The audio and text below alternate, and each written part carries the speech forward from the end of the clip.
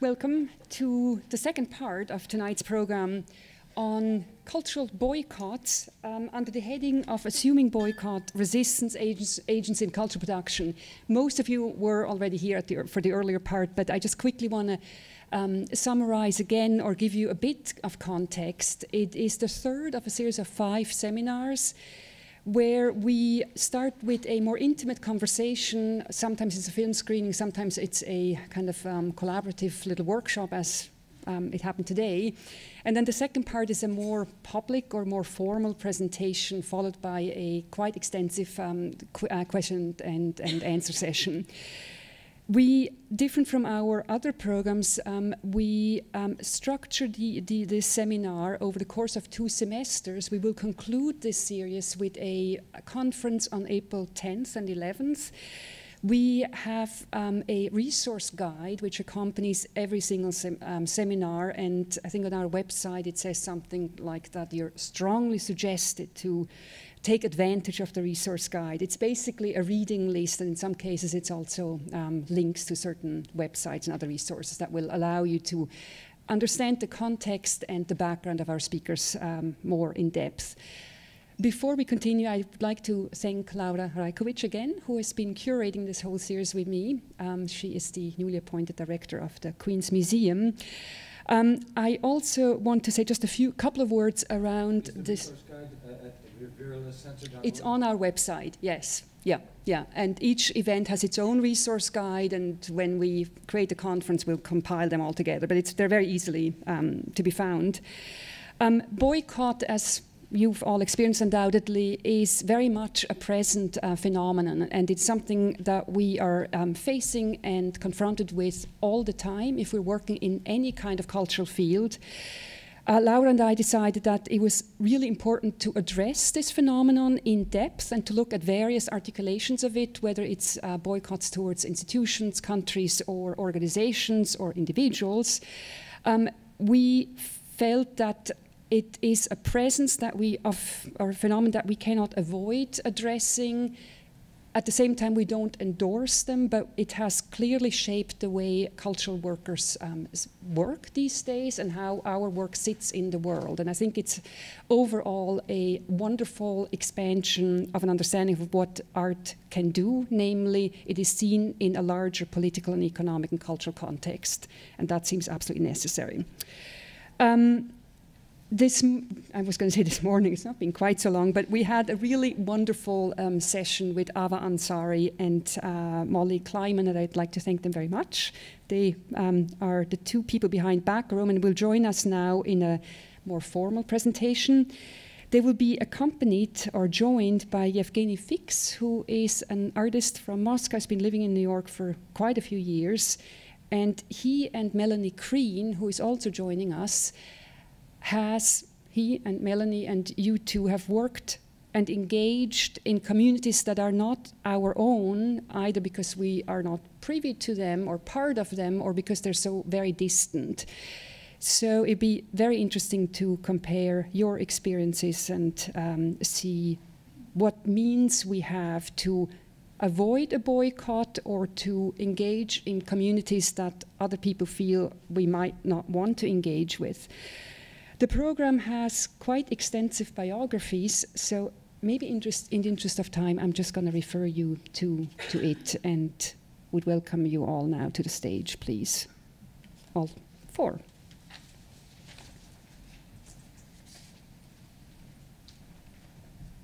And, Laura, you were going to moderate the discussion. Do you want to join it now, or? Yes, I think.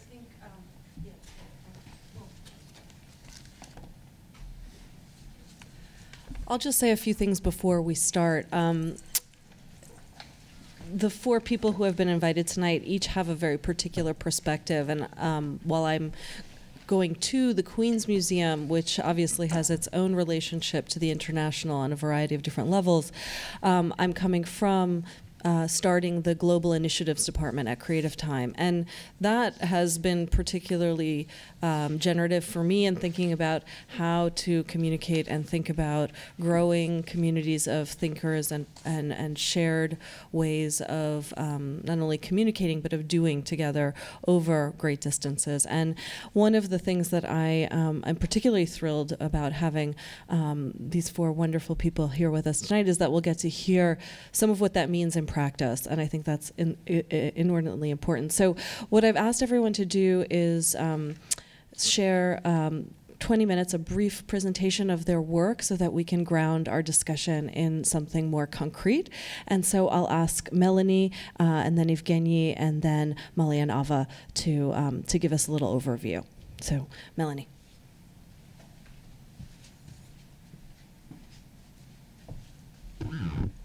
Hello.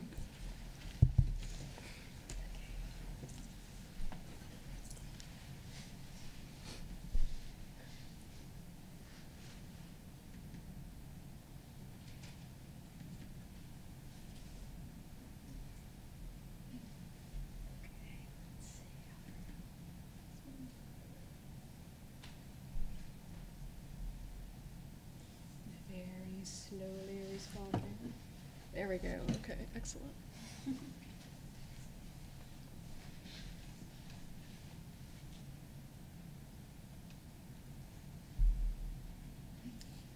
Okay, so my name is Melanie Crean. I'm an artist and a full-time faculty member here at the New School. And I wanted to speak about a series of projects that talks about bridging distances, which I was very happy to be invited to this conversation because it's something that I think about a lot, not just in my own work, but it's been wonderful to hear about other people's process, and I'm looking forward personally to hearing more about other people's work. But so bridging distances, it can be geographical and often is, but a lot of times for me, what's more important or difficult to surmount is differences in culture or ideology or language. And we were having a conversation before about teaching and about each time you go into a classroom, how you're trying to find a point in the middle where you can speak to one another and have a conversation. Sometimes when you're working with other people and making art, finding this point of commonality, it's something like teaching. But I'm going to talk about a couple of other projects, 3 projects made by other people to give a little context before I speak about my own work. Some of these initial examples, or most of the examples, talk about the narrative surrounding the US-Iraq War, and framing it not just as a fixed history, but investigating and looking at the process of how that history was written, the language that was used to describe it, how the language evolved, how the platforms for conversation evolved, looking at the gaps, at what was written and what wasn't written, who was able to write this, looking at the nature of the gaps, sometimes differences and things that aren't said, differences of opinion can be important for debate, but sometimes they're very hard to bridge.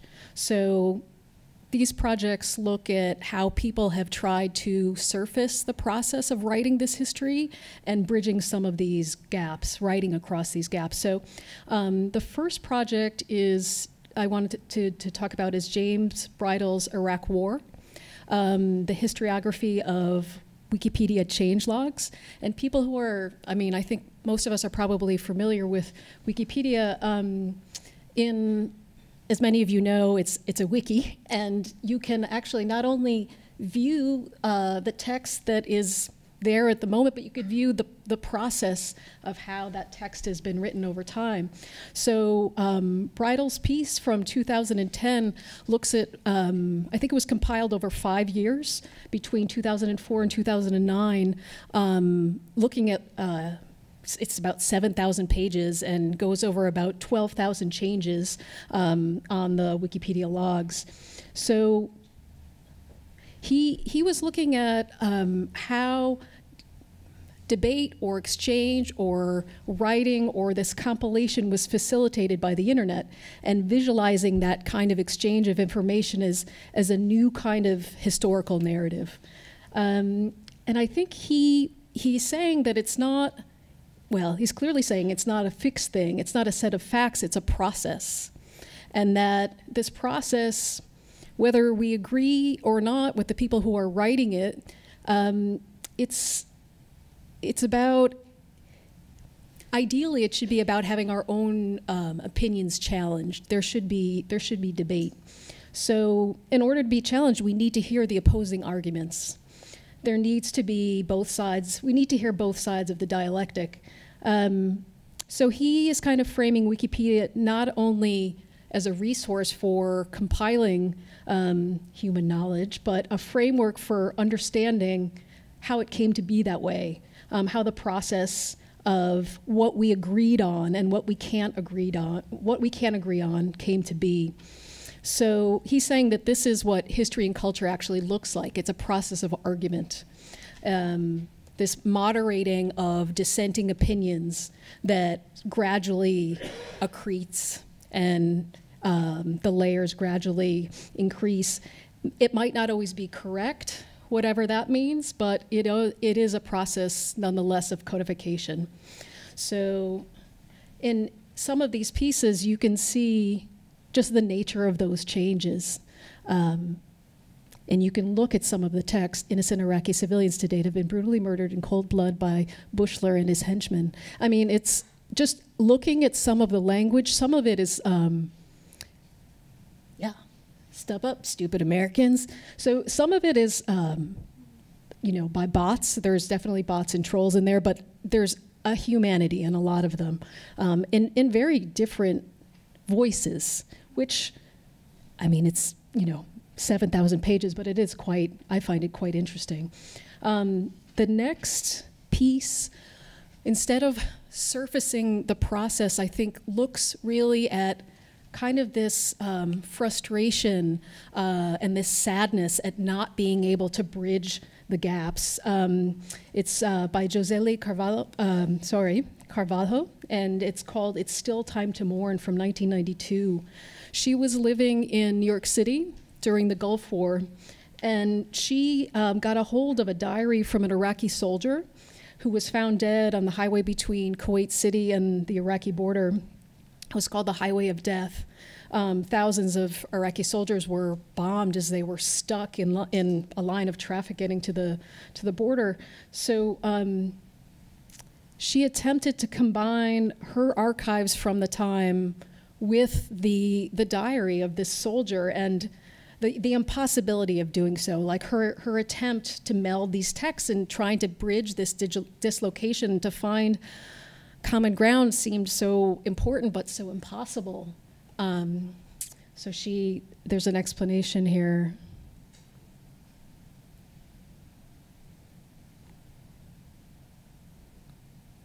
And this, I think, is just, I'm sorry, I have scans, but then I have just some, this is in the New School Library, by the way.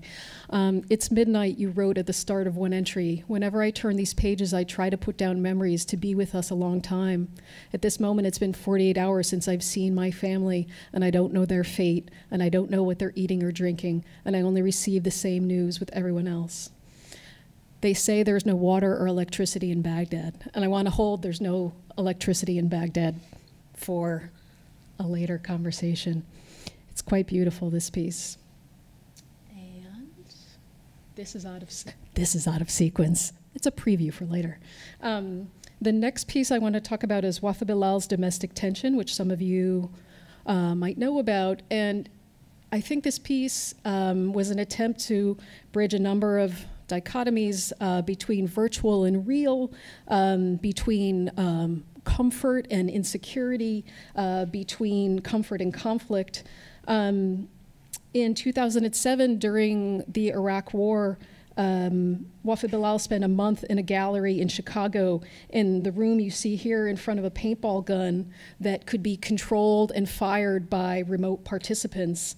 They could also chat. I think I have there's like several images out of sequence. this is, yeah. They could also chat in a kind of chat room where they could speak to each other and they could speak to him. And he put himself in a pretty vulnerable position, but I think it was just it was an experiment to see what kind of communication and participation would result. Some context, he was in Baghdad University during the Iran-Iraq War. He was in southern Iraq during the Iraq invasion of Kuwait, and then he fled during the subsequent uprising. His brother remained in Iraq, but was killed during the Iraq War. Some of his other work, if you're familiar with it, is really about also the impossibility of bridging to the past.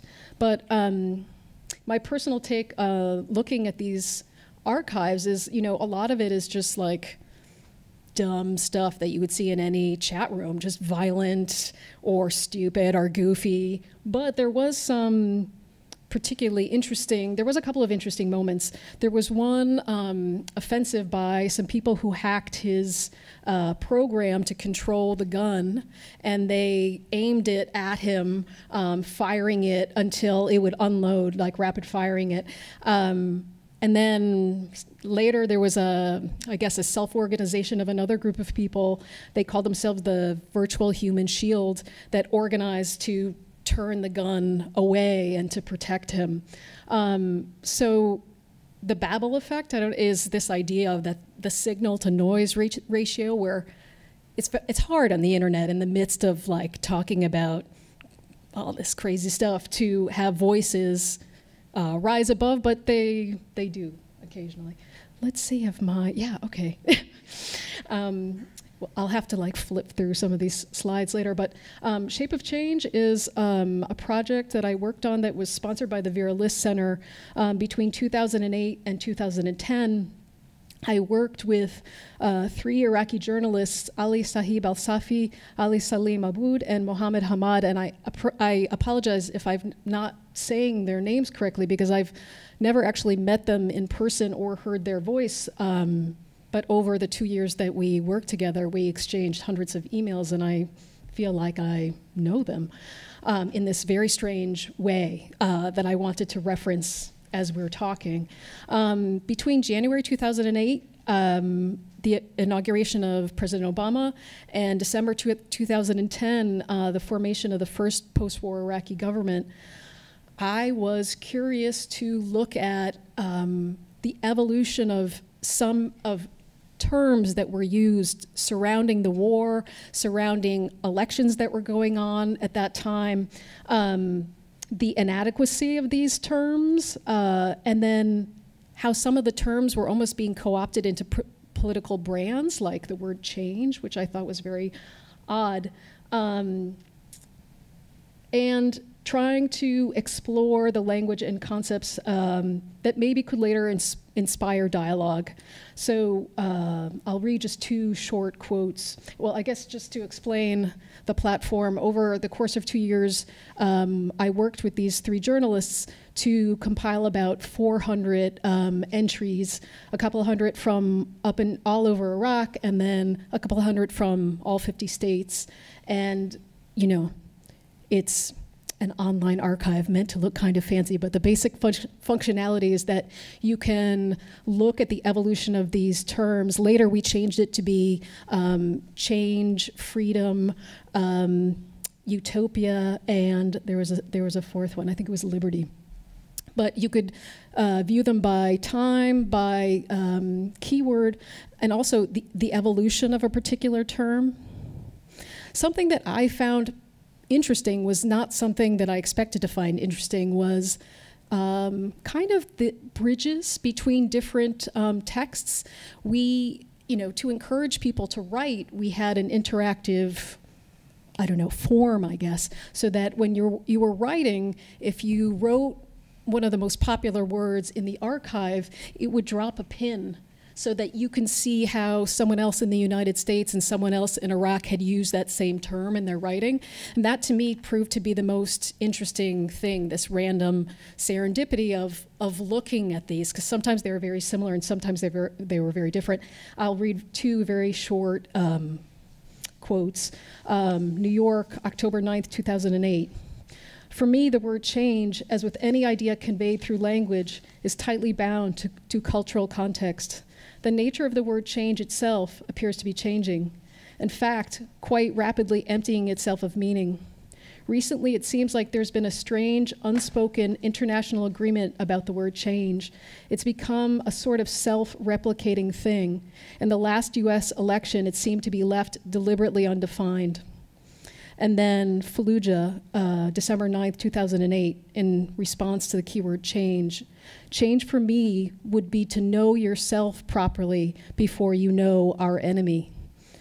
In response to the word freedom, in my country, the individual can make political choices and shout loudly, but the government is deaf. I enjoy freedom of expression with regard to specific matters.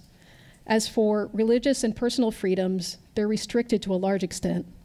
Freedom in Iraq is freedom for groups and not freedom for individuals. As I mentioned above, the individual may shout loudly and hallucinate and speak as he wishes, but those in power keep smiling and playing deaf, like a deaf man at a wedding party. So it's an archive. An archive does not necessarily have a narrative arc.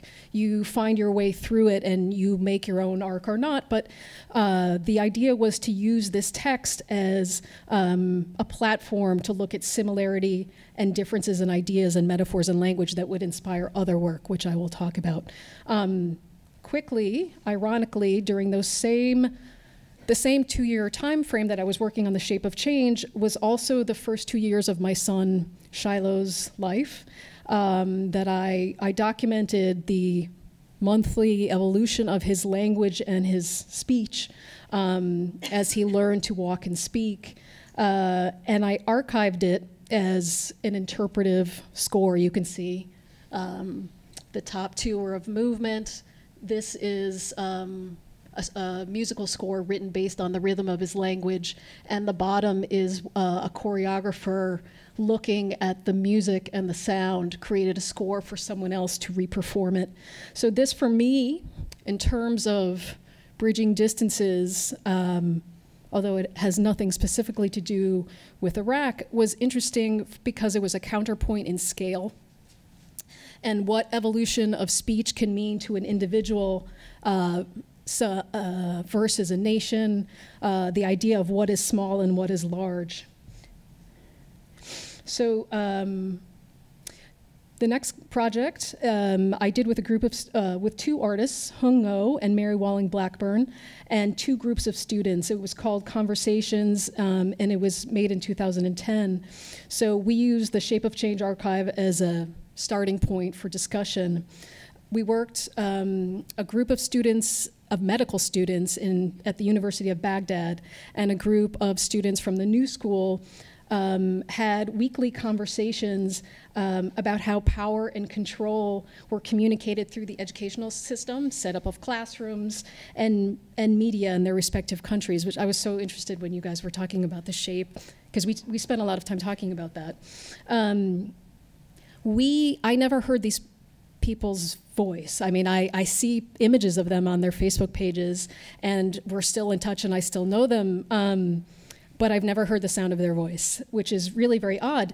But we would agree on questions to discuss every week by email, which we responded to on a blog, shapeofchange.com/blog. And we would have these weekly Skype chats, which were amazing, because the idea of communicating over the internet is so, it's so vast, but there's something about how there can be a sense of presence if you're chatting with someone in real time. We tried to work by voice, and it was just impossible. There were like 30 of us, some in California with Mary, some in New York with Hung and I, and the people in Baghdad, and it was just, the bandwidth was impossible. Some people were like working over their cell phones. So we worked with text, and text was really great because the students were speaking in English as a second language. So when we went to text, we were all communicating at the same speed. I mean, their English was fantastic, but we all kind of typed at the same speed. And just having them write, there was some element of presence that I was really surprised by. So I think the work on a personal level was understanding these unexpected mechanics of communication, sort of the inadequacies of the technology, but how powerful the gesture of trying to speak to people was and how it overcame it. When we would speak, the first 45 minutes were, you know, are people online? Are they offline? People would like appear and say, hey, how are you? Da-da-da. And then they'd disappear because they would lose power, they'd lose connection, and they would never say anything. They would just magically reappear 15 minutes later and say, oh yeah, I had to run to my friend's house and I had to do this, and that. But they didn't, it was amazing. I mean, we all just wanted to speak together. But it was amazing at the things that they had to do to be able to speak to us. So the output of the work, actually, I should cite something. The process of how we worked together was a process called input, process, output, which was written by 3 of my colleagues, including Simone Douglas, who is here. And the idea that the process of the work rotated, where one group would choose a concept and input various forms of media that ingredients that they wanted to use to make the work, how they would give it to the next group with almost no information, and they would process it, they would analyze it in all different ways. And then they would give that analysis to the next group who would make notes on output. How could this be made into a work? What could happen to it? And then they gave it back to the original owners the originators. So people had this multiplicity of perspectives. Based on this, we made 3 sets of prints. The first one was made with female medical students. All these 3 were all participants, about the discrepancy of training to be an educated professional, yet on the street having to present yourself as something very different. So the discrepancy between what you are inside and how you have to present yourself outside. We combined these photos with poetry that they wrote in Arabic that was translated by one of my students. This was 2 people. As you know, from the election, you could only have 1 purple finger. So this was these 2 women with their 2 fingers crossed in a victory sign after the election. A second piece was about, was about how immigrants were represented in American media, in conversation with many of the Iraqi students who had been displaced, who had felt like immigrants within their own country, being displaced during the war. And the third piece was about the relationship between constitutional rights of speech. There's in the very background, there's the American-Iraqi elements or sections from the American and Iraqi Constitution about freedom of speech, juxtaposed with quotes from 2 people considering how they would, an American student and an Iraqi student, speaking about how freedom of speech affected them in their personal life. So, let's see. The last piece related to this project was a piece in spring of 2012.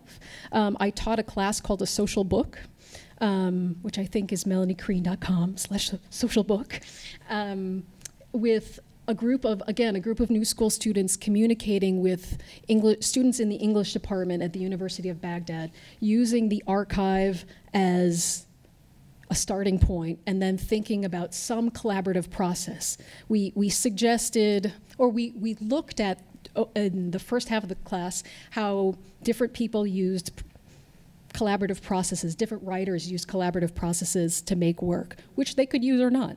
But it was all negotiated by them, again, by email or text or Facebook, I think, was probably the most common choice. But this piece was very beautiful, I thought, by Sable Smith and Mohammed K. It's called It's All Here.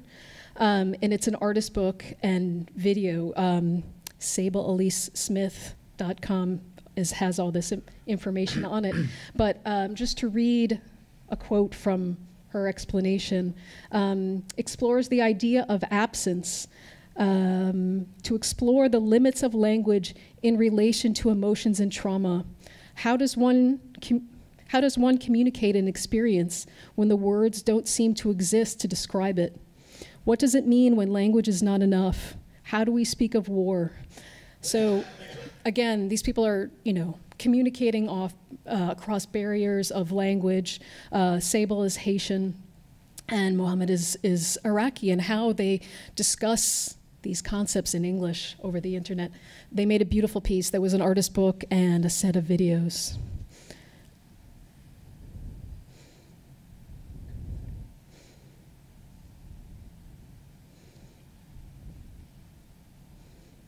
So very quickly, the last piece that I wanted to speak to references, there was a woman here earlier who spoke about coming from East New York, and the idea that when we talk about bridging distances and we're talking about, making work with people in faraway places, that it doesn't, distance does not have to be geographical. So for the past couple of years, I've been working with a group of poets in Hunts Point in the South Bronx, and we started off getting together because we wanted to make a piece around a closed juvenile detention center there called Spofford, and we've made a number of works while we're waiting to get access. But this piece is called Memories of the Future. It's a location-based cinema project that you can view on cell phones.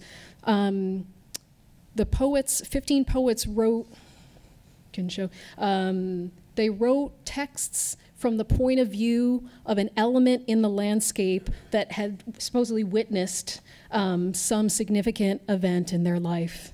And through this process, through these 15 vignettes, they kind of told or they narrated or translated a history of Hunts Point as told through the landscape and mediated through the bodies and the lives of the people that live there, starting with the Hunts Point 6 train, which is this piece by Paula Ramirez, and moving through industrial parks. This is Shendell Burton. This is Antoine Sumter, talking about strip bars, talking about art centers, things that are gritty, things that are beautiful, and the various aspects. And the idea of bridging here was to try to bring people to the neighborhood to see it for themselves.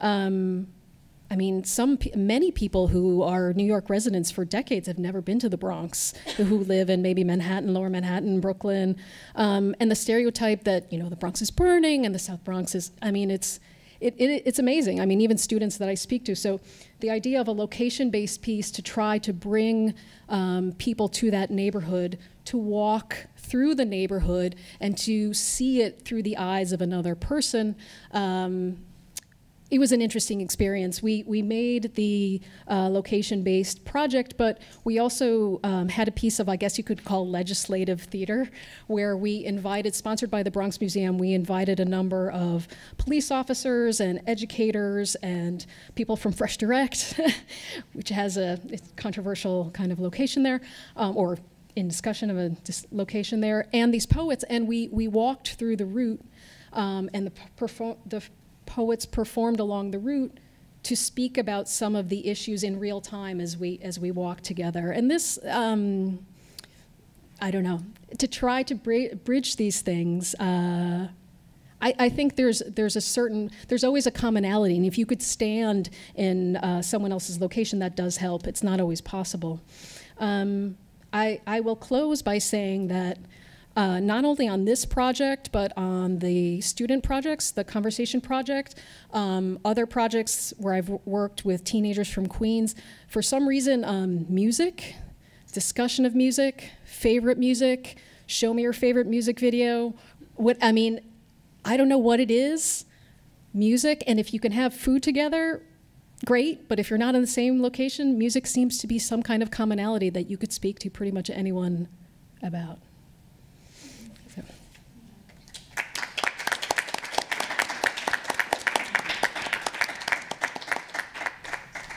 Hello, everyone.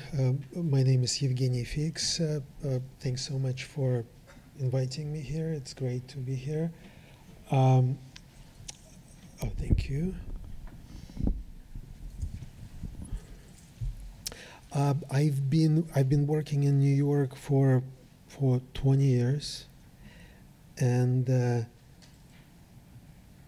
most of my work has to do with Soviet history, post-Soviet history, or connecting Soviet history to the post-Soviet era in some way. So I chose to show just one project of mine, and so most of my projects, as I mentioned, have to do with Soviet history, post-Soviet history, and since 2008, I've been one of the projects that I've been developing is specifically the history of the Soviet LGBT community, and the big question is how to write a history of a community that still has problem remembering, or doesn't maybe doesn't want to remember, things, let's say, were not so great. They maybe people would rather not to remember or recall. But so that's one issue, right? How to write that history, but also how to write it in terms that I would say kind of authentic to the experience of those people 20 years before, and even longer. So it's important to me to tell that story, using Soviet language or using kind of Soviet aesthetics, let's say, and I was particularly interested in pleshkas, which is Russian for a gay cruising site. So it's PLESHKA,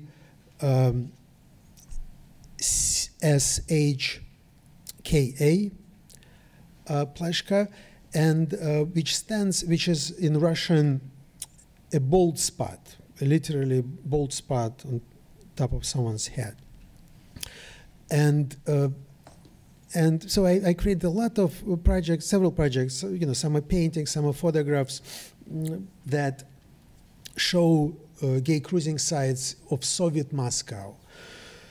And this particular project, is called Postcards from the Revolutionary Pleshka. And these are Soviet postcards that were officially published by the Soviet state.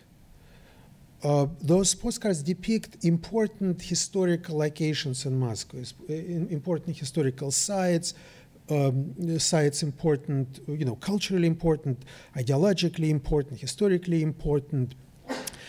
But these various sites during the Soviet era also were appropriated by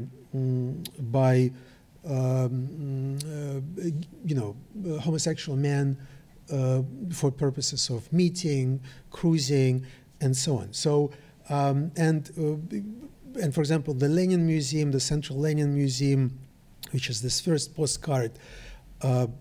So there were bathrooms and kind of public bathrooms on the first floor of the Lenin Museum, right here, which were on and off used for meeting and cruising between 1940 and early 1990s.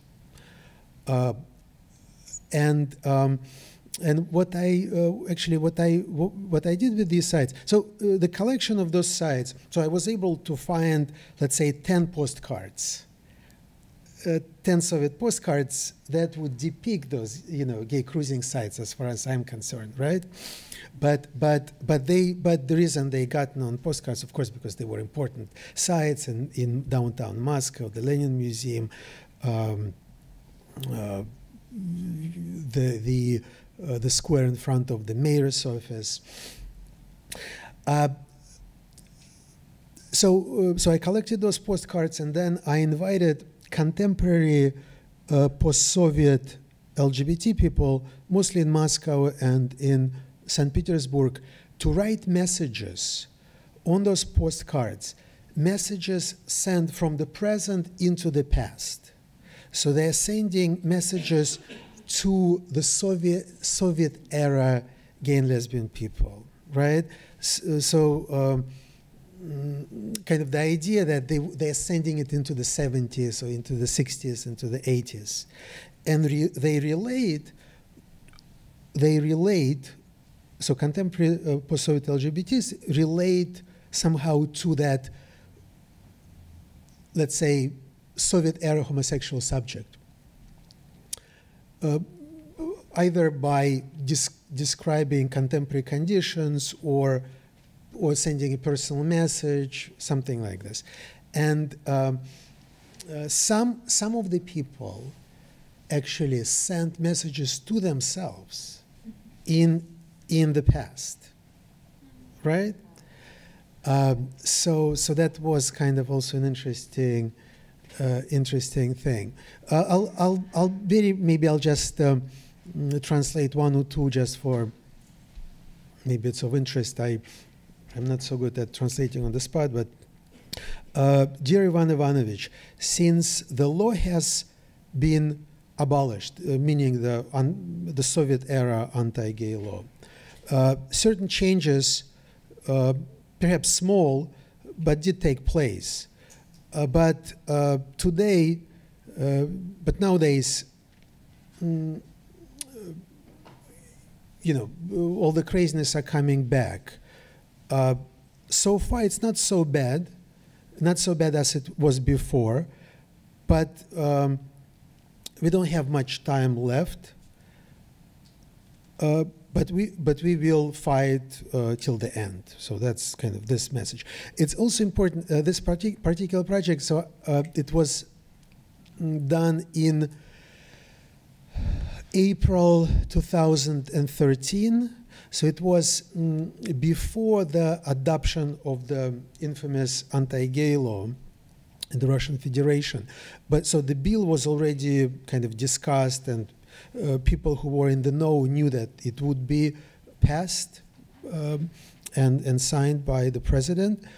But still, I find now that I read those replies, I see that people in April of 2013 were kind of hopeful.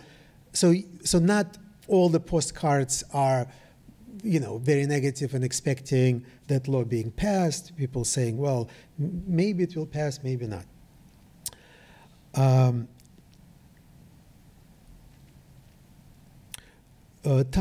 Times change. We are the change.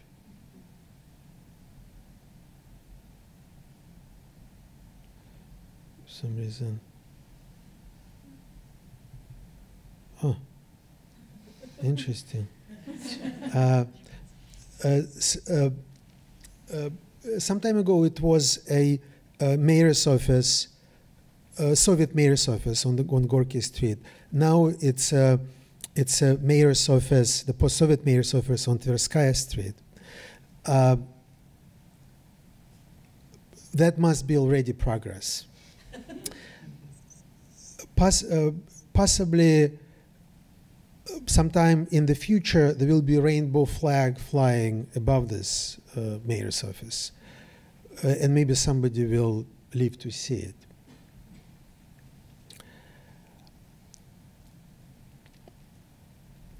So this is the Red Square. There was a bathroom right here. In gay argot, it was called the toilet under the stars.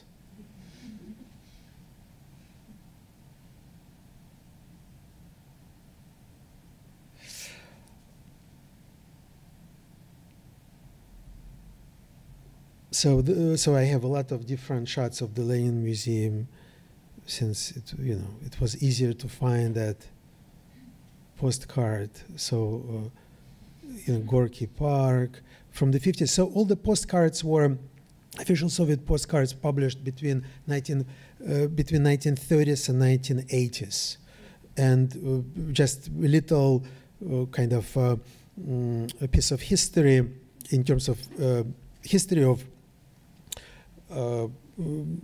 homosexual repressions in the Soviet Union. So in 1917, after the Russian Revolution, the all Tsar anti-gay law was abolished, and until in only 1933 it was brought back on under Stalin, and it stayed until 1993 when it was abolished again. So this is an interesting. So well, the community is growing.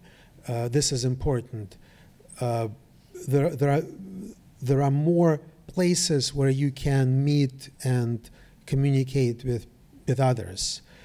Even Vladimir Putin recently mentioned that he is open to a dialogue, but that's kind of April 2003. And in terms of actually working on this project, so all work was done from New York pretty much. So I talked to LGBT activists in Moscow and St. Petersburg. I sent them the postcards. They filled them out. They gave them to more people, and then all the postcards came back to New York. So.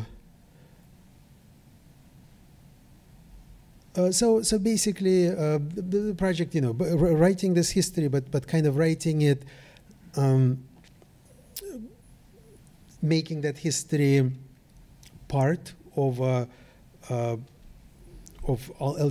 post-Soviet LGBT community memory, right?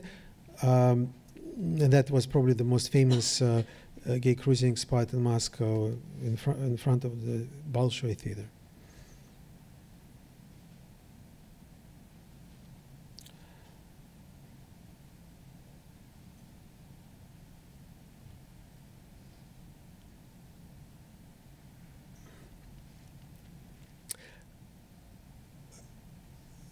But it's interesting to notice that not all, as I mentioned, not all postcards, expected some, horrible things to happen, and there is a lot of playful language, and it's definitely not about victimhood, but also people who actually filled these postcards. They are activists, but it's interesting that very few postcards actually signed anyway. You display the postcard? So I displayed it, let's see, I only exhibited it once, and it was a wall installation. Some postcards I scaled up. They were physically much larger, and some smaller. So basically, it was a wall installation with the same postcards. Some are actual size, some scaled up. Here or in Moscow? Yeah. But, so in September 2013. It was still before the passage. It was right after. Right after. It's also interesting. The show was at a kind of a privately owned museum, you can say, a kind of art space museum, and there was no problems at all. Nothing.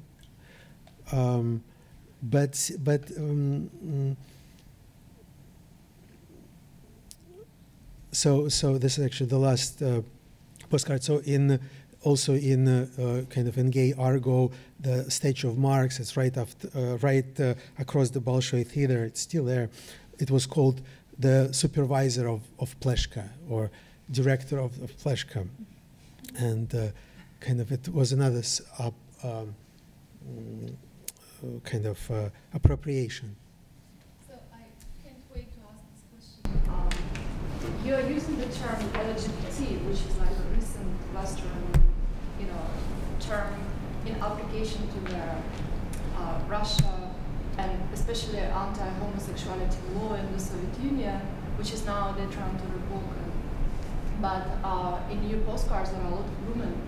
So there's Dear Sonia, and so there are a lot of lesbians who participate in your project. But anti-homosexuality law in the Soviet Union actually didn't really implicate women, right? Because it was anti-sodomy law. It's true. So that's, how, because now we kind of like accept this issue as just under this title LGBT, but how can we really apply it to the Soviet, law? So. Well, I mean, late, gay and lesbian people in, let's say, 80s, right? So let's say late 80s would consider themselves gay and lesbian, right? LGBT term was not used. Even in the US, the term LGBT was not used until the 90s, right? So, so the community, the present-day community that is reaching out, right, and into the past and tries to construct its history, it's an LGBT community of today, right? And Soviet-era gays and lesbians, that's that kind of historical subject to which we reach, right?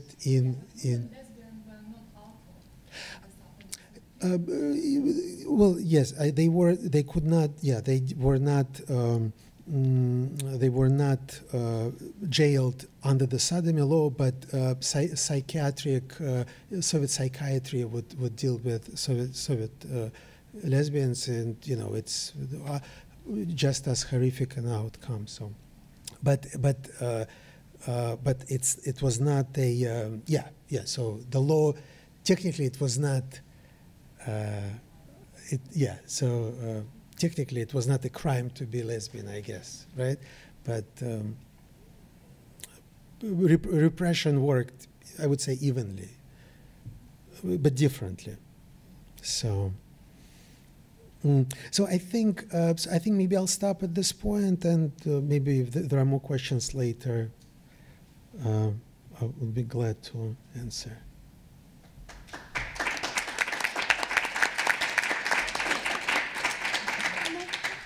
No? Okay. So, thank you all for coming, and let's pause. For those of you who are here for the first session, this first introduction of what the project is will be a bit, come on. Okay, good. Might be a little bit repetitive, so bear with us. But by way of introduction, my name is Molly Kleiman. It's Ava Ansari.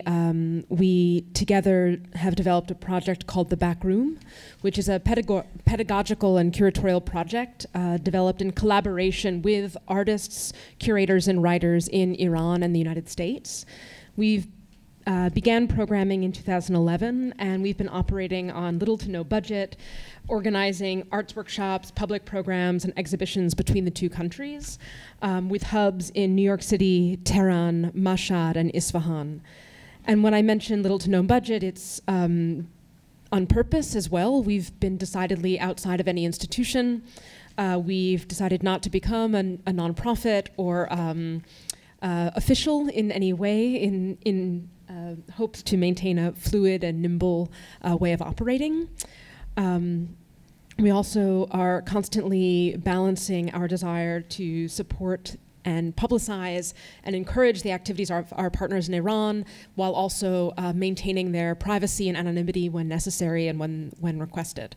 So this project grew out of our mutual concerns.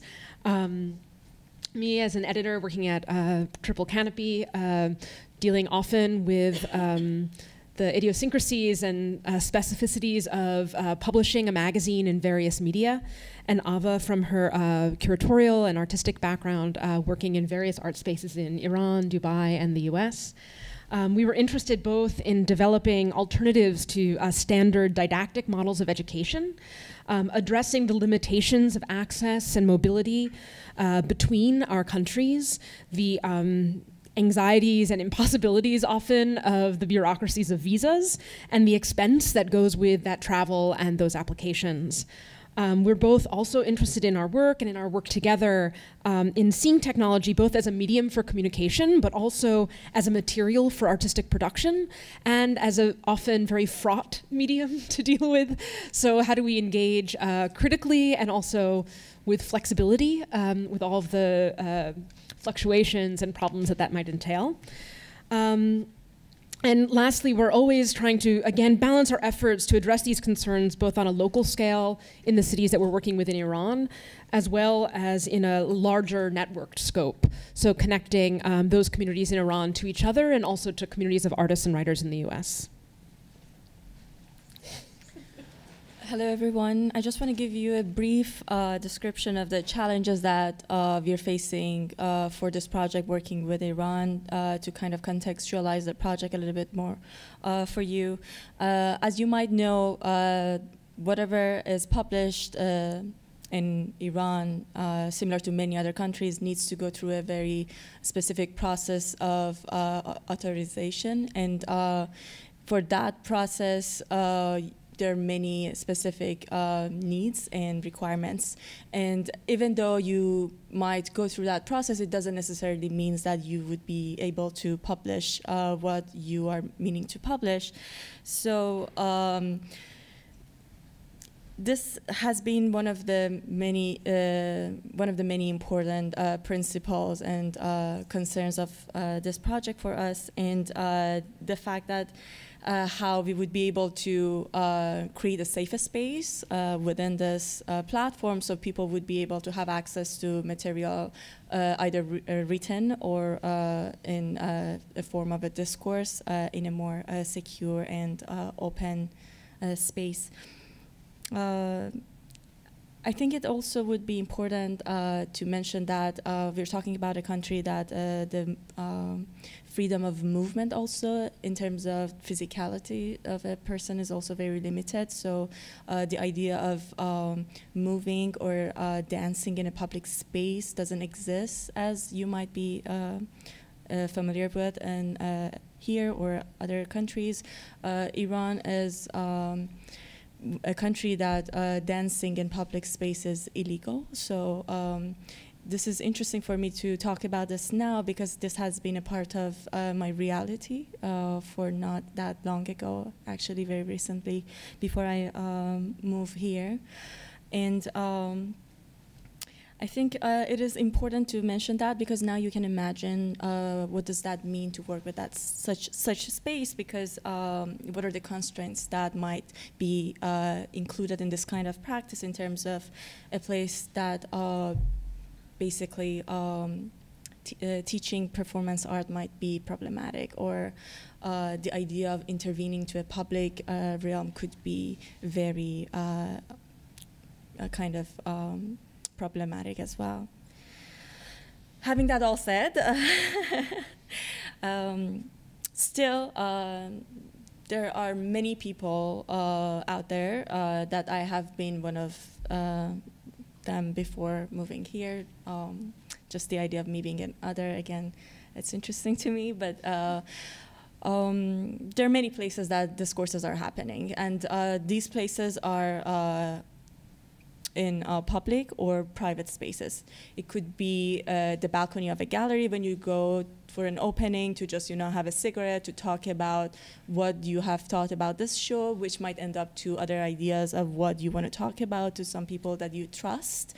And the idea of having a space in a more secured zone, which sometimes the owners of the gallery were providing it, or nonprofits or public spaces. For instance, at Off Gallery, there was an empty swimming pool that was the site for public discourses and exchanges of artworks and meeting collectors who were interested to see works that are not necessarily presented through the regulated ways of showing and exhibiting artworks. Another form of a public space that was very important for this kind of activities were abandoned houses right before they get demolished. The different projects and collectives were taking over those places for a very temporary amount of time to be able to come up with happenings, gatherings, and temporary shows to get people together and have that kind of defined temporary freedom.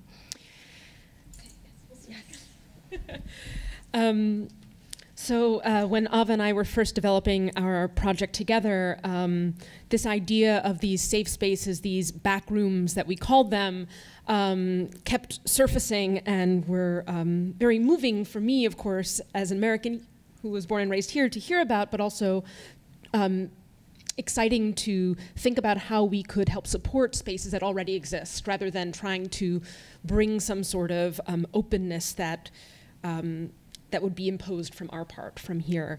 So again, the idea from the very beginning, from this joint urgency on our part to help connect to these communities, was to help access communities that were already gathering, connect them to each other, find like-minded fellow travelers who might not know that there are others like them asking similar questions, and bring them into the same space, discuss, share work, etc.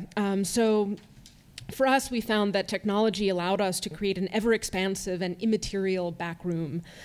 So we extend this metaphor, our backroom, as a discursive space, a performance space, a safe space for experimentation outside of any governmental or official oversight.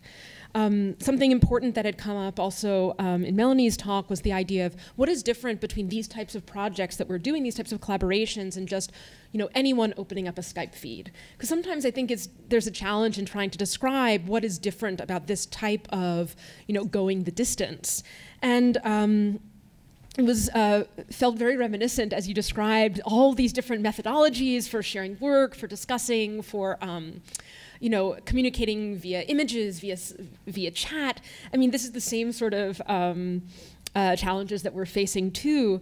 And in our workshops, so we're very aware that this is not a MOOC. This is not open access does not mean equal access.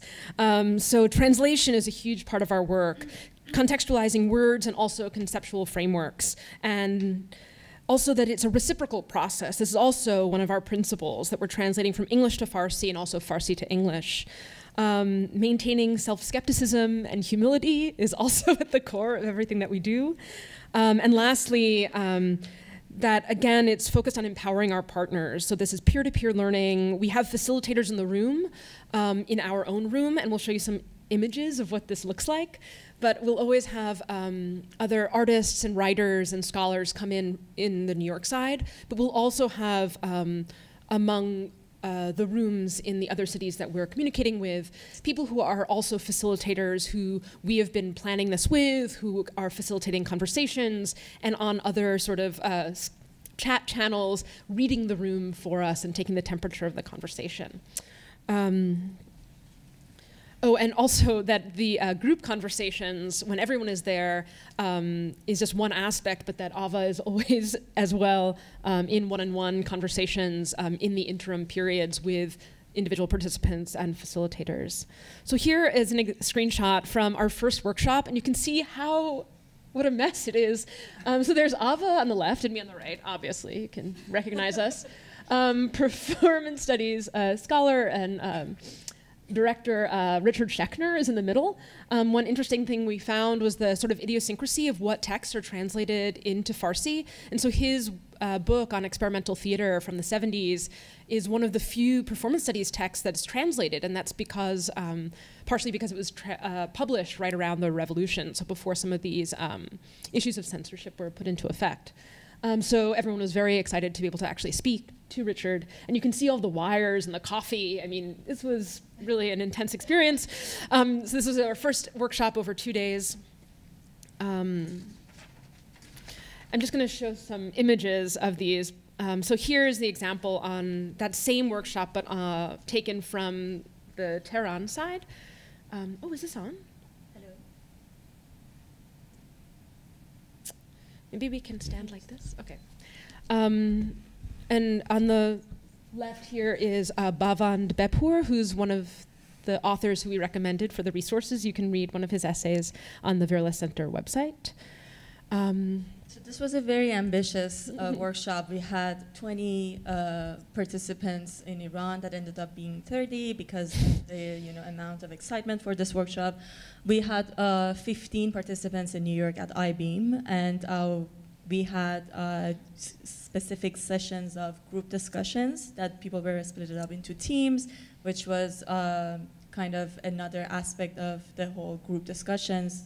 And it was very challenging because of the internet feed, as Melanie mentioned. It was very hard to manage it, so we ended up being more specific about different workshops and what we actually want to gain out of it. Yeah, so we were really ambitious in what we wanted to achieve. So you can see that in this next series of images, this is us at Culture Hub, which is another site, which is actually, they're connected to La Mama Theater, and they're specifically designed for this type of interactive learning. So here you can tell that the footage, the feed is so much better, and this is partially due to resources. We did get some funds from the Doris Duke Foundation. So here you can see there's a screen that shows the work by Sharana Shabazi, a photographer that we're discussing. Here underneath is an image of Sazmanab Center for Contemporary Art, our hub in Tehran, which is a wonderful nonprofit art center. They do incredible work. And then all these smaller screens of the group in Mashhad and the group in New York City. And this is the workshop that we discussed this morning, not this morning, I did the same thing earlier, this afternoon at the earlier session, which is the Springs workshop, our first sustained over 8-week sessions that we did. Yeah. So as you see here, there are two screens. One is Tehran, the other site is Isfahan. For us, it is very important also, rather than us being connected to them and them to us, they also would be able to find allies and colleagues in different cities. This way, we are not focusing on the trends of the capitals and allowing other sites to be able to talk about their own socio-political concerns within their own cities and be able to communicate it with their colleagues in the capital. This is something that is happening in Iran, similar to other places that Friends of Capital are kind of dominating the art communities. And you see Lisi Raskin next to me, and Lara Rakovich next to Lisi, and Mali at the right end. And this was one of our best sessions because of the really good level of connection that we had, but in terms of the discourse, we really needed to focus on a very specific aspect of Craig Wilkins' Static of Equity, which we kind of talked about this the past session. So it was very important to be able to get through that stage all together.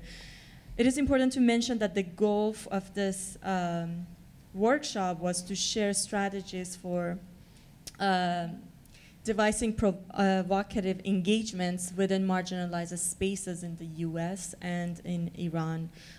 These conversations were very much about the potentiality of activating some spaces that was distinguished by, they were distinguished by the participants of the workshop, and with the aid of the texts that were translated in order to start to share a vocabulary for having that kind of conversations. People shared their ideas of agency, their performance of citizenship, and the meaning of their practice in a public space within their country or city.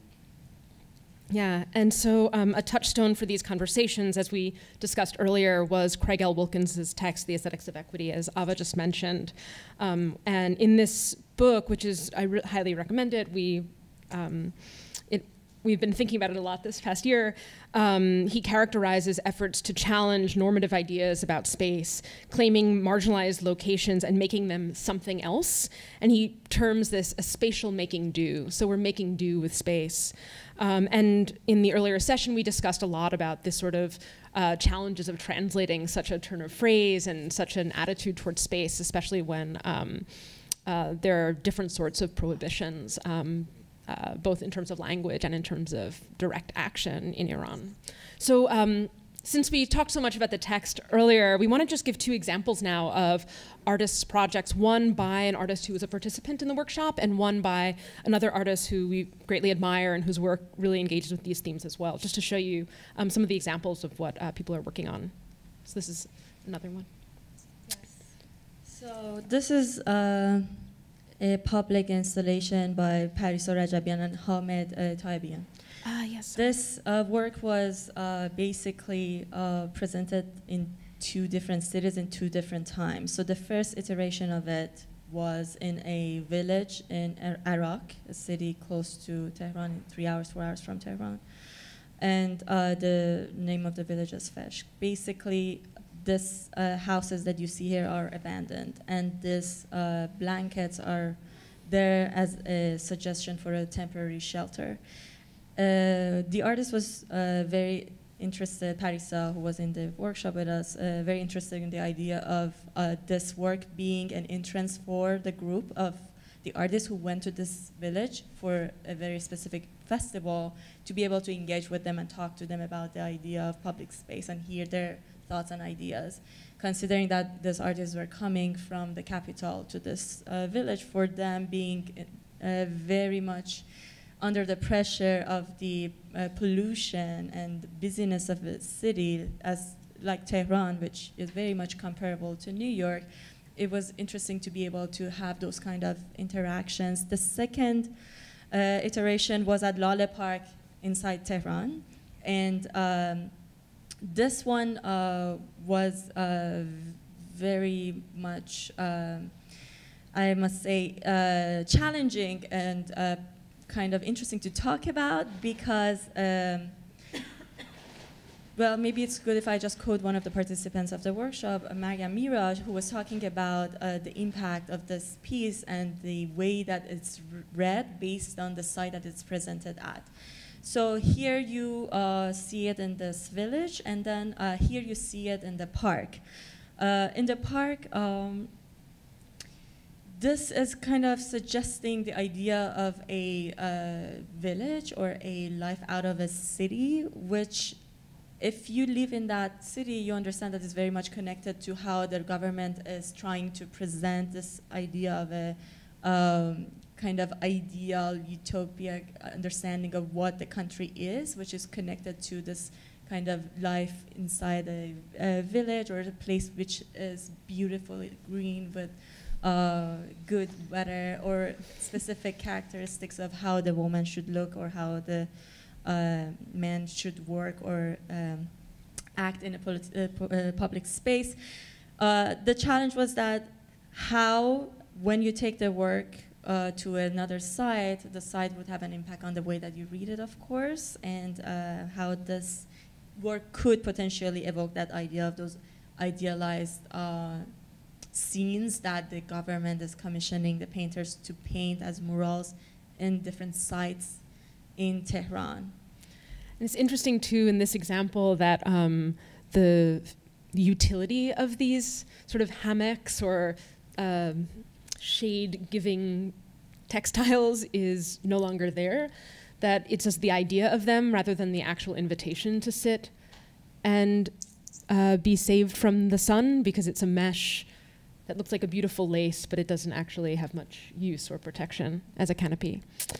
So this is then the other example we wanted to give by Nazgul Ansarinia is actually engaging specifically with this similar, I mean, this is why we paired them, because it also engages this one aspect of the role of the government and the artist in a public space.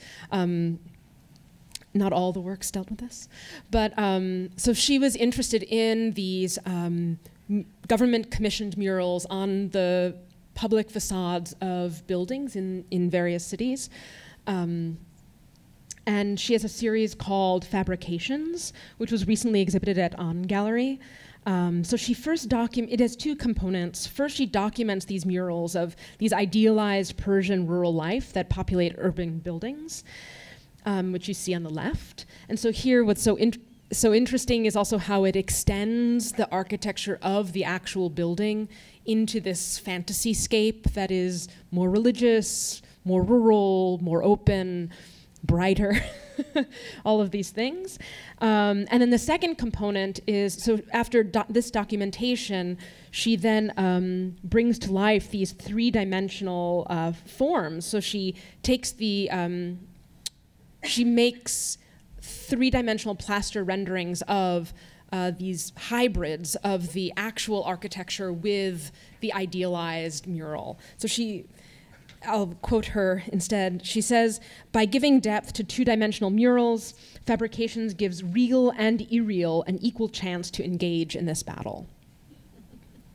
Here's another example. It's really wonderful. So this is just a taste of some of the projects that were both discussed and grew out of the workshop. We then also just wanted to speak briefly about one other project, and this is a collaborative artistic project that also grew out of an earlier workshop that was driven by Ava as an artist / curator, organizer. So we will move to this, called Subway.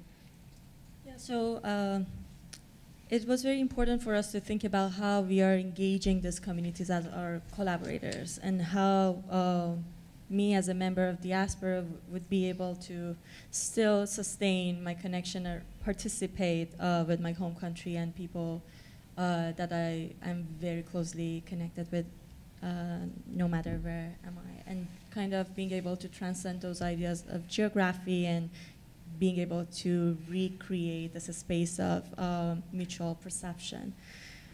Subway is a participatory art piece still in progress. It includes an Android phone app and video and hundreds of images of anonymous participants inside Iran, contributing to this project from their own chosen site.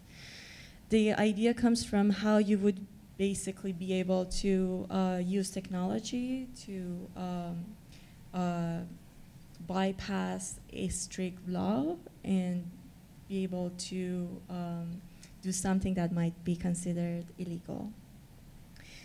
In this project, by coding dancing as taking a photo, we would be able to play with that. So just bear with me and stay with that word. So as you might remember, I mentioned that dancing is illegal in public spaces in Iran, and this project aimed to create a mutual platform for people who care about the freedom of movement to be able to get connect to one another and explore whatever that means to them in a public realm. So this is me, which is kind of taken out. There she is. This, It's a very still. familiar subway station. I guess you might have all been there, Times Square subway station. So this is a still of a video of a 6-minute freestyle movement piece I did there. So the piece was about being a medium for the sounds and environment of the subway station and translating those impulses, understandings through body to movements. Me and Andrew Kutmeyer, we collaborated together along with many contributors and participants, including Mali and all the people who participated in Iran, including the digital lab of the Georgia Tech Institute of Technology, where we originally were invited to start this project as a challenge. Worked together, and the app was created. The app is taking 1 minute of the dance, and Andrew rotoscoped every and each posture of a 1 minute of my dance. So as you see, it just goes through the border of the body, taking out that specific part of the still, and then making a silhouette out of it. For us, it was also very important to make sure that the silhouette is not being erotic in any sense. So in case the participants being arrested or their phones being checked, there would not be any problem or issue for them. Here you can see the app being tested. So it was installed in the camera aspect of your Android phone. And so inside the frame of the camera itself would come randomly one of these 100 stills of the silhouette of the dance. And then you had 2 specific ways of participating to the project. One was to choreograph your friend within one of the silhouettes. And the other way was to do a freestyle, to just post your freestyle movement that you were asking your friend to take the snapshot from you. So it was a very simple way of being able to get connected and also have group visits of different sites. here you see how one person could be kind of fixed within the silhouette. Imagine if I was doing it here with Molly, I would tell her that, Molly, could you please have your left, right up, your right hand down, and kind of helping her to get to a position that is close to what is the silhouette, and then taking the snapshot. And so what's interesting here, it presents immediately a problem. So as the phrase that Ava sort of highlighted earlier, this idea of coding movement, coding taking a photo as dance. So as you might imagine, it might take a while to find the exact pose, and you may not want to find the exact pose. And at what point does that become a dance? At what point does moving your arm up to find the exact gesture become dance? And so I think it pushes at the conventions of movement, of what we call gesture or everyday life, and what we call dance, and thus also calls into question why this law would be in effect and what it means to govern our own bodies. Exactly. So here you see that one of the participants is posing. They're, based on what you have heard, you might be able to get some ideas of what that means in terms of her camouflaging herself within the environment. So because that would be really tough to get to that point of seeing what you want to do, and that might cause some suspicious, you see how smartly the participants have picked their sites and their attires. So she is here as if she's mimicking those stands behind her, which is actually being a part of this project at the same time. And those stands are from Qalamchi organization, which is the most powerful education organization in Iran, and they are charging students every year for being able to get education and preparation for the national exam concours in the country. So it's one of the empires of what you can call the education system. Yes. So we're just going to sort of, Ava will decode for us some of these other contributions by the... Very quickly, and if you have any questions, please let us know. So here you see how it's kind of very much engaged with the everyday life. That guy is fixing his car back there while she is doing hair dance. And here you see how she is punching the Freedom Square. Or here it's just a picnic day in north of Iran. And this is in Mashhad, the bazaar. This is very close to my house in Iran, and it was very interesting for me to see this. Yes. It came as a series too. Do we have a second one of this too? Yes. Yeah, it was interesting because she did several of them, and you were also aware that of how much time might have taken place as she was posing in these different gestures, and how it was coded in the language of looking for groceries, and how many different people were passing by and only getting a glimpse of this action. And here she's almost like as if she is blocking sun. And yeah, this is Sohrab Kashani, who's an artist and has been our dear collaborator from the first workshop we've done. And he's an artist in his own right, and also the director of Sazmanab Center for Contemporary Art, where all of our activities in Tehran take place now. And you can see here, he is dressed as his alter ego, Super Sohrab. And we encourage you to see his videos online. He, in his work as this alter ego, he's dressed in sort of, as you can see, sort of domestically made superhero attire, and he often videotapes himself, videos himself, and also photographs himself doing very everyday mundane activities like checking Facebook or washing the dishes, and sort of calls into question the challenges of those everyday activities given the circumstances. So it's exciting to see, especially for Sorab, to participate both as co-collaborator and artistic participant.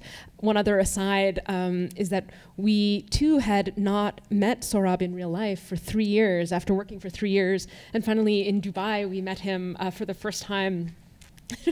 It was like, started to cry. It's like, I can't believe you're real, you know? But we felt so intimate, of course, like we knew this person, we trusted them, like we had done so much work together, but never to see this person outside of a screen. It's crazy. And this is the subway of Tehran, the women's section, and she's posing right there. And this is the emergency of the hospital in Mashhad.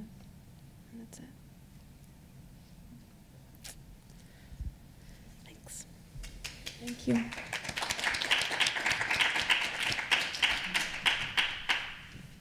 So thank you all for such a compelling presentation. There's so much that I want to talk about. Let me just look at my notes. I think maybe the place to start, because I think that all of you are contending with this in some way, is, and something that struck me in each of your things, is each of your talks, is how you know how far to push things. You know, I think, you know, particularly Ava with this last project, you know, obviously this is, you know, on the verge of people potentially being in danger. I mean, I know you've thought about it obviously quite a lot. It was also really interesting for me to be part of your workshops and kind of not knowing what the situations would be that the artists who we were talking, artists and curators we were talking with, might find themselves in for even participating in this kind of thing. It was just because, of course, we know that we don't get very much nuanced news about what the realities are in Iran. So maybe you can talk a little bit about that in connection to knowing how far to go.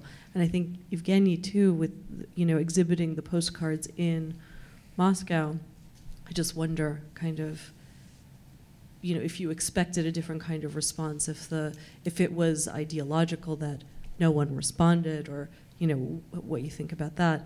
And also, Melanie, you know, I think your point of talking about not only the work you've been doing over physical distance, but also closer geographies, you know, how you develop those trust relationships in relationship to how far you go personally to kind of contend with that. So I'll just throw that out there, and who wants to go first?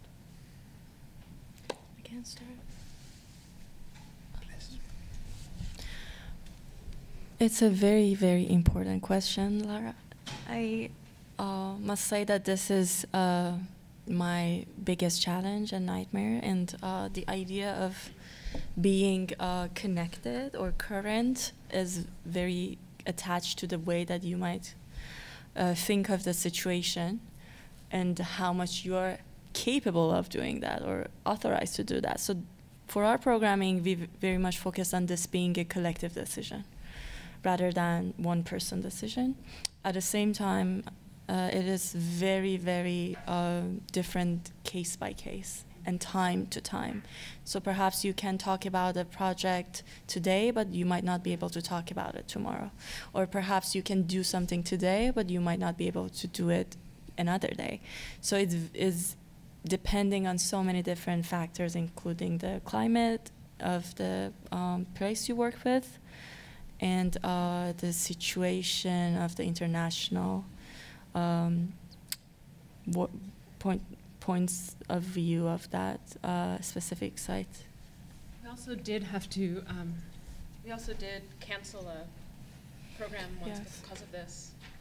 Yes, we had a program happening concurrently in New York and Tehran. And because of this very issue, about 3 hours to the program, we decided to cancel it, and we did it just to mention that Sohrab, for instance, our partner in Tehran, he canceled his trip to Turkey for this program, and he stayed to make it happen. But regardless of all this, we just decided that it's for the best to not do it. Because people would have been in danger had they attended, because... For 1%, we thought that this might be problematic because of... it had become too, I don't know what's on or not, it had become too publicized, and we were concerned that we no longer had a handle over who might attend, and we wanted to protect the people in the room, not only the collaborators, because I think perhaps Sohrab or other artists would be ready to take that risk, but we wanted to also make sure that other people who would be attending weren't unnecessarily putting themselves into a risky situation that they hadn't been aware of going into it. Yes. And just to add that sometimes it's not only because of the discourses being problematic. Our program is, as we said, very fluid, and it's not associated with any specific ideology or religious or school of thoughts. It's just based on what might become on the surface necessary for making some decisions, if that makes sense.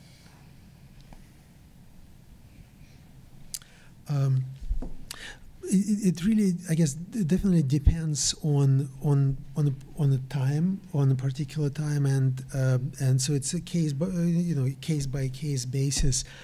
So the project that I showed today, so it was exhibited in Moscow in September 2013. So that was after the law has passed, anti-gay law has passed, but it was not yet implemented.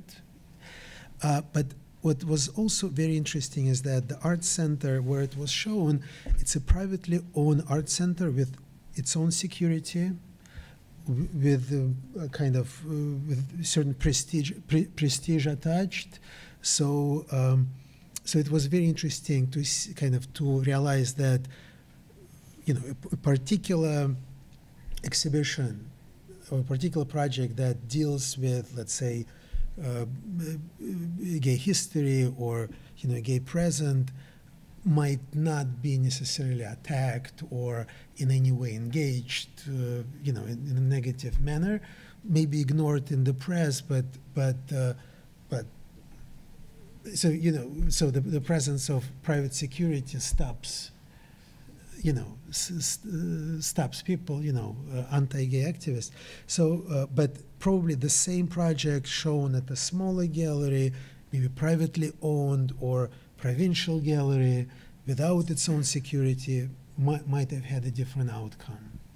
What if you showed it today? I mean, is the climate changed? Well, I mean, to be honest with you, I don't think this would be shown today. Can you say why? Well, I mean, now the law is more, I think, more applied, people more cautious. I was planning on doing a show, well, basically the whole show on Soviet gay history, it did not work out. So and it was a privately owned gallery, and I don't know exactly why it did not happen. I mean, people are more cautious, and but at the same time, I would say probably today something like this could be shown at a bigger museum and still be okay, So there is also kind of class divide in a way as far as art institutions and galleries. So one thing is something that you show in a prestigious museum as opposed to a performance in the street or kind of intervention. So it would be probably more severely controlled, but so let's see if I can. I don't know if this works. Oh yeah, it does. For me, I guess one idea that always comes up when I'm working with different groups is the idea of invitation, about being very conscious that you are not inserting your own will into someone else's life or community, that someone has maybe asked you or invited you into a conversation, and that's how you start. And through this process, you maybe suggest a framework, someone else suggests a framework, but whatever it is, you agree on the framework together, and then you populate it together. So there's transparency, and then through this framework, you find some element of commonality.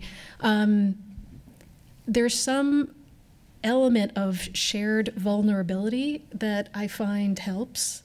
Sometimes it's humor, but sometimes it could actually be a little more on the darker side, I suppose. I did a project a few years ago that started from a writing workshop that I taught at Bedford State Correctional Facility. It's a women's prison in upstate New York, where I was teaching a writing class with 10 women. And through the course of our writing, I was invited to be a teacher there. We all found out that we were all victims of at some point of sexual assault, which took some time to come out and some amount of trust. But in teaching, I was also writing, and we were all sharing our writing together. And when you realize the differences of experience and the commonalities of experience, sometimes other things fall away. Other times it's humor. I was working with a group of young women in Queens who all wore hijab and were victims of violence in their schools or their neighborhoods. And I was invited to do a workshop related with them. Karen knows about this because it was connected to the Vera List Center, where we eventually produced a workshop at Performa, the Performa Performance Biennial. And we had very different experiences. They lived in Queens, I lived in Brooklyn, but we came from very different backgrounds. We figured out how to play games together. I mean, and at first I was told by the woman who ran the organization, like, these girls are not, you have to be very, so we, on the first day, figured out, what do people like to do? What, other than Justin Bieber, which they loved, and, other than different music, people like to play games. So we came up with a repertoire of games and image theater, and we all played together. And people had different limitations, but we had a good time, and this is how we developed work together. So sometimes you can connect, you find this point of commonality in whatever way. And then if there's mutual respect for each other's, what each other is bringing to the table, I think you can make work from there. I think that's necessary, though, to start from that. I think that's super helpful, and also it makes me think about how we foster that kind of closeness and intimacy that you're talking about via technology. And I think, Melanie and Ava and Molly particularly, three of you guys all talked about how moving it was to, or it has been, to develop these relationships, some of them being with people who you've never actually laid eyes on in the flesh. And, having only participated in about 6 or 7 hours of the workshops, I can tell you that it was an incredibly moving experience to be talking with a couple of dozen artists from Tehran and Isfahan. And, I'm friends on Facebook friends with half of them. And, I mean, we only spent this short time together, but it was really an incredible experience.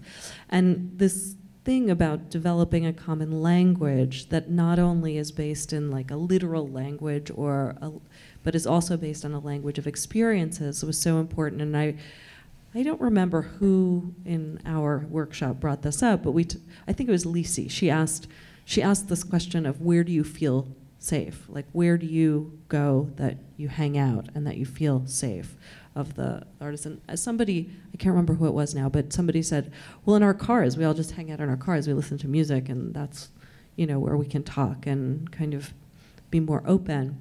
And, me as a kid who grew up going to high school on Long Island, that's where I hang out. My friends and I would drive around the suburbs in the car. So there was this like weird moment of, for very different reasons, feeling like there was a connection. And also just recognizing that the reality of that was so very different. And so, you know, I just wonder, are there methodologies or techniques that you guys use, particularly through the lens of communicating through technology, to kind of break down some of those resistances, to create that kind of intimate space? You know, are there things that kind of have worked? Melanie, do you want to start? You know, it's having a conversation with someone you've never met before. If you don't know someone, you kind of, when you're meeting them in physical space, you can, you know, look at eye contact and body language. But online, I found the idea of the gesture, it's different, but it's still there. You know, how people, when they come online, the first thing that they always say, do they have like certain expressions? Do they use long sentences or short? How often do they speak? How do they laugh online? Like, how do people communicate humor or respond to humor online? The notion of, the idea of the gesture can still be there, and how moving that can be. Just, even though there's limitations, the amount of work that people have to do to overcome these limitations, to still have the idea of presence and personality. When we were involved in the Shape of Change conversation, there was on the news, you know, a report that there was a bomb went off right next to one of the University of Baghdad sites, and of course, it's a big campus. We didn't know exactly where, but we were desperate to get online with people, and it was a few days until our next conversation, and people had lost electricity, and we finally got in touch with people, and there was just this sense of relief. So there's a very physical, like, you know, there's physical people with physical consequences in physical space, yet you've never actually seen them, but you have a different sense of their physicality and their life. So I don't know. I think it comes out across differently through different channels of communication. I would say in the more human level, what Mel mentioned in terms of vulnerability and trust, that's at the core of this kind of programming. You have to make sure that this is built up in the concrete and solid way before you start to even consider doing any kind of dialogue. For us, it takes a lot of effort in terms of one-to-one communications. So we need to have a lot of in-person check-in sessions to make sure that everybody is understanding what are our goals, what are our missions, why we are doing this, and why this can be exciting and helpful. In person, you mean Ava one-on-one over Skype with? It's interesting. Yes. that it is funny slippage, I think, because there is something different, right, about the one-on-one video Skype chat that almost feels in person now, whereas you saw the setup with the screens and the big classroom, and knowing that the feed is more temperamental. Yeah. So imagine if it's like an online studio visit where they show their work to me, we talk about their concerns and about friends of friends they might know, and then starting to talk about some networks and starting to have, you know, mutual friends on Facebook, and being able to figure out who the person is and what's their background. Still, knowing that I moved out 4 years ago, I still have a lot of friends and colleagues and family members back there. And everybody, to some sort of extent, knows me or knows someone who knows me. That makes things easy, but still, I must say, for our last workshop, where we were working with another city, which was, you know, outside of my hometown, it took us a lot of time to be able to build up that trust. And still, at the end of the day, we were not sure that if actually this is something that we could count on. And I think it's a good fact. I'm very happy about it, and this is one of the things that we also were encouraging our partners. You have to be critical. You have to Be suspicious of people you're working with, especially when you're working with a program that doesn't have any funders. There are crazy people paying out of their own pockets to make these things happen. It is something that you be suspicious of, and it takes time to build up that trust. Evgeny, maybe you can speak to that too.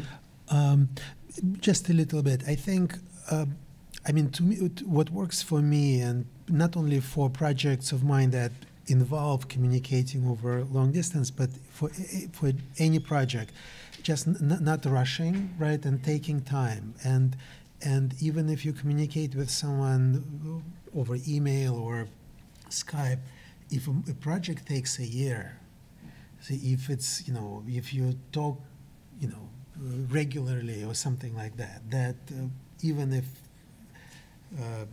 though you never met a person, that there is some tangible communication because it develops over time.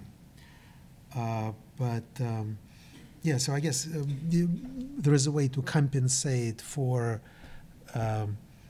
not having direct contact through just working on the project slower, I guess. Or, I think that's absolutely true. I mean, it's interesting because I recently, Ammar Kanwar was the recipient of this year's Annenberg Prize, and he's an artist who's based in Delhi and makes these really quite moving and poetic video and object installations. And his most recent project, The Sovereign Forest, has been something that he's been working on for the last decade.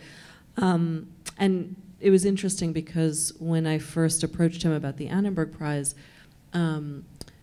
he was, a little bit reticent, I thought in a really kind of healthy way of what this prize actually was and what it meant.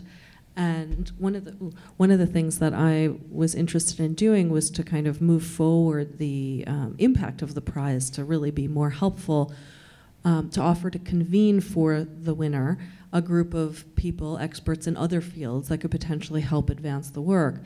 And so he was quite skeptical of that process too, but for some reason decided to trust me. And so I worked to bring a group of human rights and environmental and indigenous rights activists and specialists together just in advance of the summit, and we all met. And what was really remarkable was that I think in part because of perhaps a number of people's skepticism about the viability of such an invitation, that actually they advanced their conversations much further than I ever dreamed would be able to happen. And beyond the initial meetings, we spent 2 days together, and then they just continued to meet on their own during the course of the summit. And for me, it was one of those moments of like, aha, first of all, I can just be an instigator and then know when to pull back and just let things kind of go on their own, because that was enough. I don't need to butt in. But also that skepticism and that kind of questioning of the structure of things is helpful to even break down maybe the resistance to the to allowing the vulnerability to show through. And I think that was something that was really valuable in that interaction. So let's talk a little bit about maybe the telling of history or the telling of stories, because I feel like all of you are involved in that in one way or another. And that's a particularly strong theme. And maybe, Evgeny, you can start by talking a little bit about sort of the recuperation of histories that don't necessarily want to be recuperated, and how that is embedded in the work, and also how you kind of reel that out of the past, not in a truth-finding way, right, but more, in a poetic sense or lyric sense. Yes, so it's definitely kind of a big issue how to tell those stories, and and how can you be ethical? Should you be ethical? Because the story should, has to be told, right? Kind of a sense of mission, right? That, certain, the important stories, they must be told, right? But at the same time, how to tell them in such a way that that remains historically, true to the subject matter, right? So a lot of images that I've done, they're kind of closeted images, right? So like images that do not represent any human subject, or simply appropriating Soviet visual culture that kind of maybe have something to do with history of Soviet gays and lesbians, but in a very covert way. And so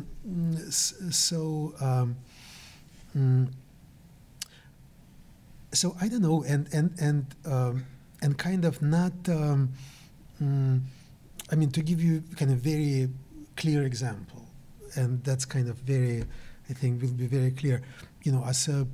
As a late Soviet and post-Soviet gay person, a rainbow flag means nothing to me. And that's kind of a starting point, right? But how can I tell the story of Soviet homosexuality without relying on, let's say, universality of this LGBT liberation? And my answer, I mean, what I'm trying to do is kind of basically, show things that are, closeted images, closeted paintings, closeted postcards, or almost kind of in anticipation of liberation, but let's say a day before the liberation, and the last hour in the closet, something like that. So then historically it remains still Soviet, it remains historically kind of grounded, but with the full knowledge that what we are viewing is kind of on its way to transformation. So.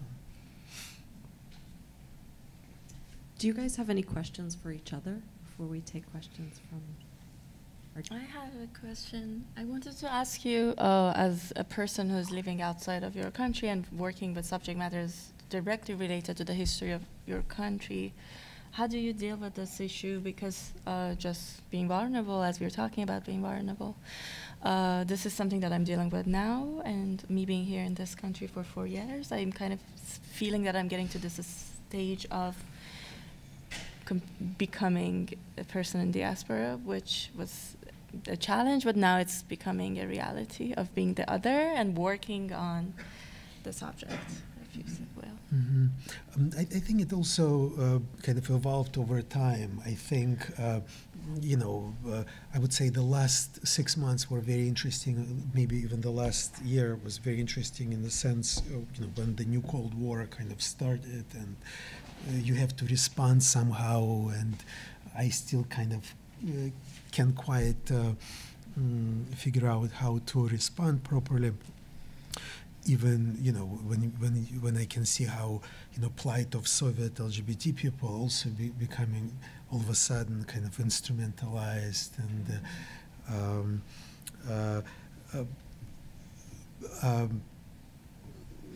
I don't know. I think it's kind of constantly evolving, constantly changing.